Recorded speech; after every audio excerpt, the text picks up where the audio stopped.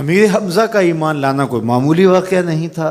جس طرح مسلمانوں میں خوشی کی لہر دوڑ گئی تھی تو کفار کے اندر یہ خبر ایک بجلی بن کے گری، تو وہ بھی دار الندوہ میں بیٹھے اور سوچنے لگے کہ اب کیا کیا جائے۔ آج ایک حمزہ بن عبد المطلب گئے ہیں، کل کوئی اور چلا جائے گا تو یہ تو طاقتور ہو جائیں گے۔ عمر بن خطاب مجلس میں موجود تھے، کہا تم قصہ چھوڑو، یہ کام میرے ذمہ رہا، میں بانی اسلام کی زندگی کا چراغ ہی بجھا دیتا ہوں۔ روز روز کا قصہ ہی تمام ہوتا ہے، تلوار حمائل کی اور ارادہ قتل سے گھر سے نکلتے ہیں، تقدیر ہنس کے کچھ اور ہی بول رہی ہے۔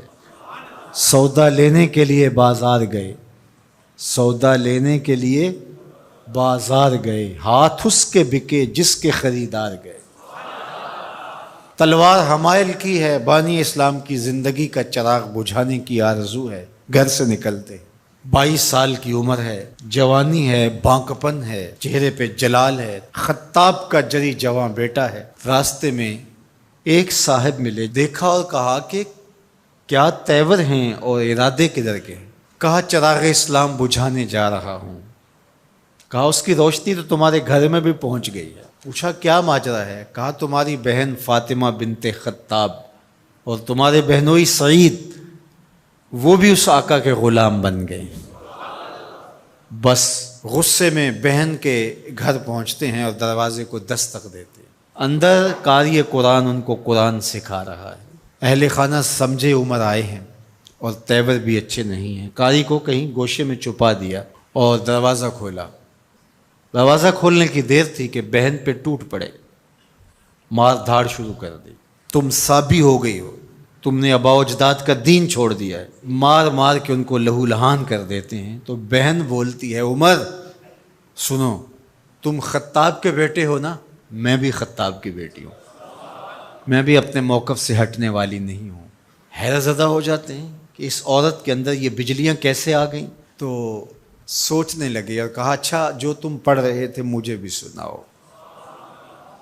کہا تمہیں پہلے غسل کرنا ہوگا۔ عمر بدن دھو رہے ہیں، میرا رب دل دھو رہا ہے۔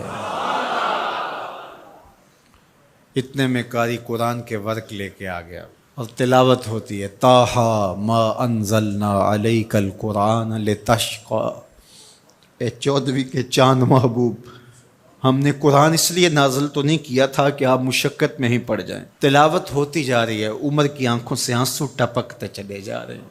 کہا عمر کی عمر برباد ہو گئی، چلو مجھے حضور کی چوکھٹ پہ لے چلو۔ اللہ اکبر۔ دار ارقم میں حضور تشریف فرما تھے، تلوار اس طرح حمائل کی ہوئی ہے اور اسی حالت میں حضور کی دہلیز پہ جا رہے ہیں۔ دروازے کے سوراخوں سے دیکھا صحابہ نے، کہا کہ عمر آ رہے ہیں، تلوار ہے ہاتھ میں۔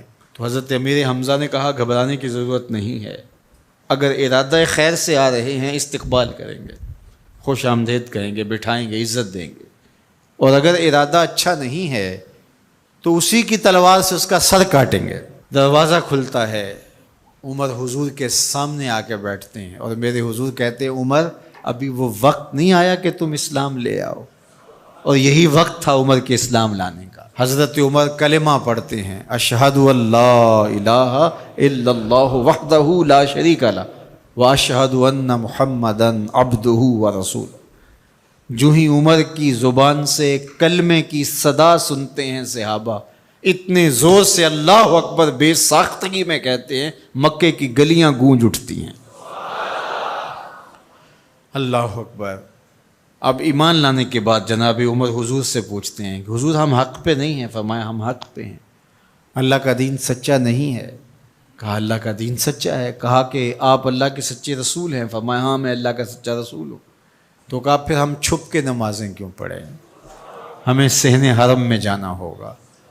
مسلمانوں کی 2 صفیں بنتی ہیں، 20 افراد کی، ایک صف کی قیادت حضرت عمر کرتے ہیں، ایک صف کے آگے حضرت امیر حمزہ چلتے ہیں، درمیان میں میرے حضور ہیں، اور صحن حرم میں پہنچ کے رب کی نماز ادا کی جاتی ہے۔ حضرت عبداللہ ابن مسعود رضی اللہ تعالیٰ عنہ فرماتے ہیں عمر کا اسلام لانا مسلمانوں کے لیے عزت کا سبب بنا، وقار کی علامت بن گیا۔